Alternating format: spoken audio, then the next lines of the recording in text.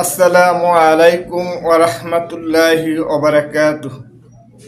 আমার প্রাণ প্রিয় ড্রাইভিং শিক্ষার্থী ভাই ও বন্ধুগণ,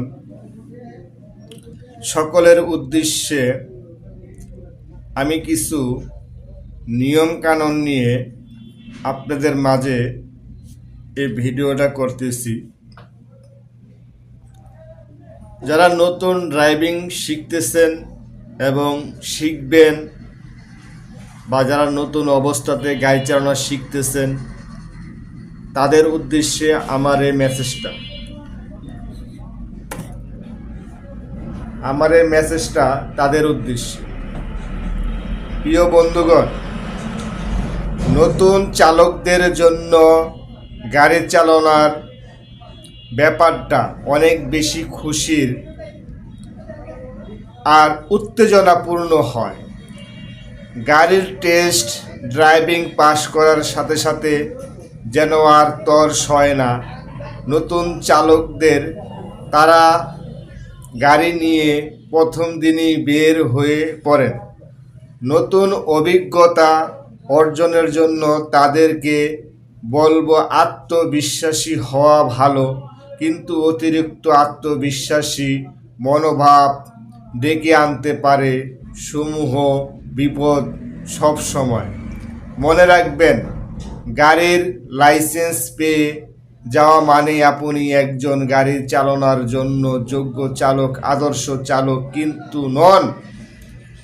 একজন আদর্শ বা ভালো মানের চালক হয়ে উঠতে আরও সময় বাকি রয়েছে। নতুন চালকদের অবশ্যই কিছু ব্যাপার মেনে চলতে হবে। জেনে নিন নতুন চালকদের জন্য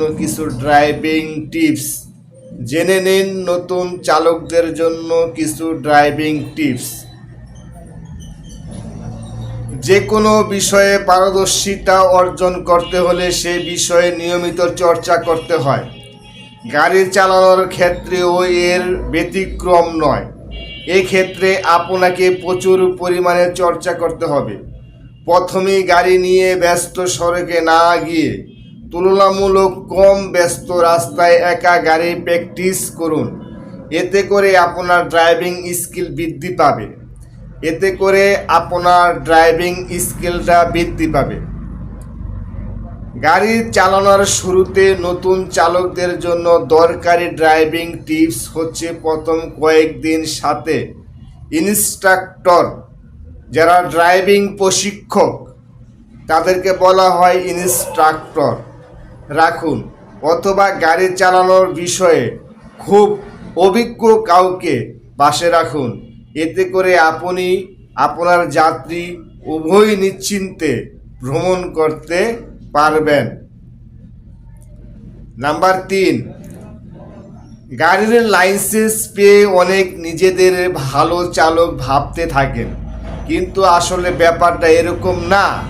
লাইসেন্স পাওয়ার পরও একজন চালককে আরও অনেক কিছু শিখতে ও জানতে হয়। মনে রাখবেন, ড্রাইভিং লাইসেন্স পাওয়ার পরে আপনার দুর্ঘটনা ঘটার সম্ভাবনা বেড়ে যায়। 99% নতুন চালকদের advance skill lesson, defensive driving course ইত্যাদি নানান ধরনের কোর্স করে নেওয়া উচিত।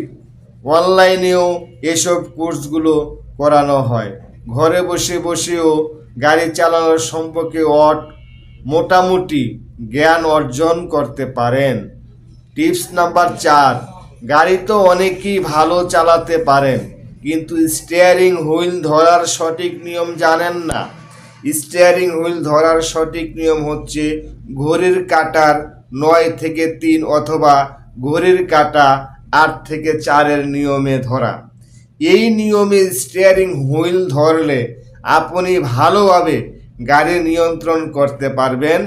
আর এভাবে স্টিয়ারিং হুইল ধরার অভ্যাস করলে আপনার হাতও কম ব্যথা হবে। টিপস নাম্বার 5, নতুন চালকদের উচিত সবসময় পি প্লেট ঝুলিয়ে রাখা। এখানে পি দিয়ে প্রভিশন পিরিয়ড বোঝায়, সবাই যাতে বুঝতে পারে যে আপনি নতুন চালক এবং এখনও গাড়ি চালানো শিখছেন বা এল প্লেটও ব্যবহার করতে পারেন। প্রিয় নতুন ড্রাইভিং শিক্ষার্থী ভাই ও বন্ধুগণ, আমার এই কথাগুলো যাদের ভালো লাগবে, যদি মনে করেন আপনার আমার এই কথাগুলো কোনো না কোনো উপকারে আসে বা কোনো কাজে লাগে, অবশ্যই আমার এই ভিডিওটা শেয়ার করে দিবেন, অন্যদেরকে দেখার সুযোগ করে দিবেন, যাতে করে তারা ভালোভাবে ড্রাইভিং শিখতে পারে এবং ড্রাইভিংয়ের প্রতি পূর্ণ মনোযোগ দিয়ে ড্রাইভিং প্রশিক্ষণ নেন এবং যেন সড়ক দুর্ঘটনা কমিয়ে বাংলাদেশকে নিরাপদ রাখার ব্যবস্থা করেন। মনে রাখবেন, একটি দুর্ঘটনা সারা জীবনের কান্না হয়ে দাঁড়ায়। যদি চাও বাঁচতে, গাড়ি চালাও আস্তে। আল্লাহ হাফেজ, ভালো থাকবেন, সুস্থ থাকবেন।